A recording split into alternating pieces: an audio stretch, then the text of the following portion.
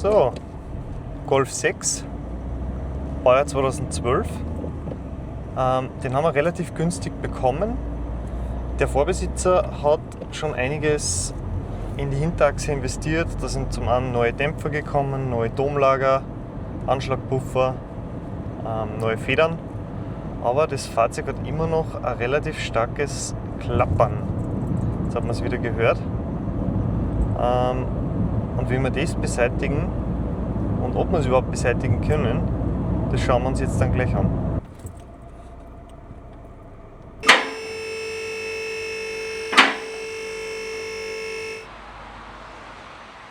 Für 14 Jahre schaut der gar nicht schlecht aus. Ich habe schon die ganze Hinterachse ein bisschen abgedrückt. Zuerst haben wir gedacht, naja, die Lager schauen nicht ganz ideal aus. Die müssen wir sicher noch ersetzen fürs Pickerl.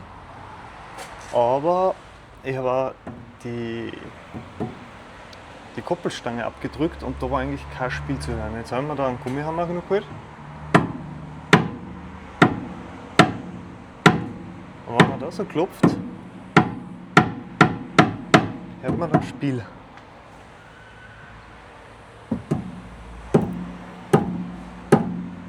Das habe ich da eigentlich nicht. Ja, ansonsten sieht der echt gut aus für 200, fast 40.000 Kilometer. Die hinteren Querlenkerbuchsen könnte man mal ersetzen. Reißen ein bisschen ein. Ansonsten, ja, ist okay, Motor ist dicht. Bremsen schauen auch gut aus. Die Federn sind nochmal neu gekommen, so wie die Stoßdämpfer. Das schaut soweit alles gut aus. Dann besorge ich mir jetzt die Koppelstangen und dann schauen wir, ob das Geräusch, das lästige Klappern endlich weg ist.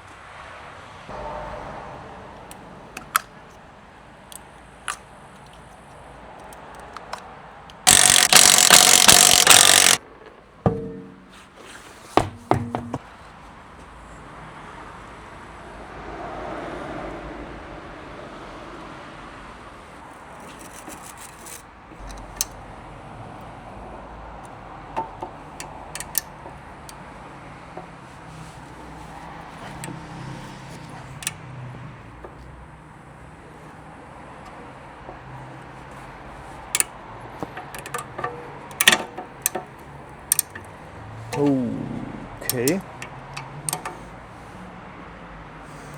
Ich glaube, da braucht man jetzt die Flex. Scheiße.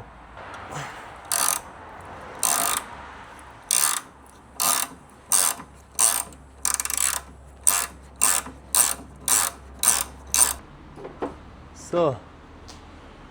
Koppelstangen sind eingebaut. Links und rechts, und jetzt schauen wir dann einfach, ob das irgendwas gebracht hat. Ja, und gleich da hinten sehen wir das nächste Projekt.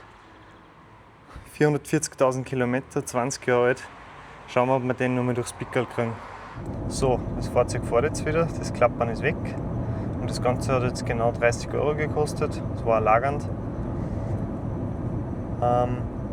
Wobei man sagen muss, die unteren Querlenker und die vorderen Querlenkergummis schauen auch nicht mehr besonders gut aus. Aber da warten wir einfach einmal das Pickerl ab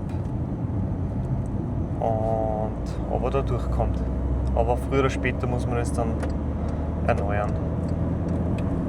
Das nächste Video, da haben wir einen Audi A4 mit sagenhaften 440.000 Kilometer und mit einem relativ starken Knacken an der Vorderachse, und ob der nochmal durchs Pickerl kommt, das seht ihr dann im nächsten Video.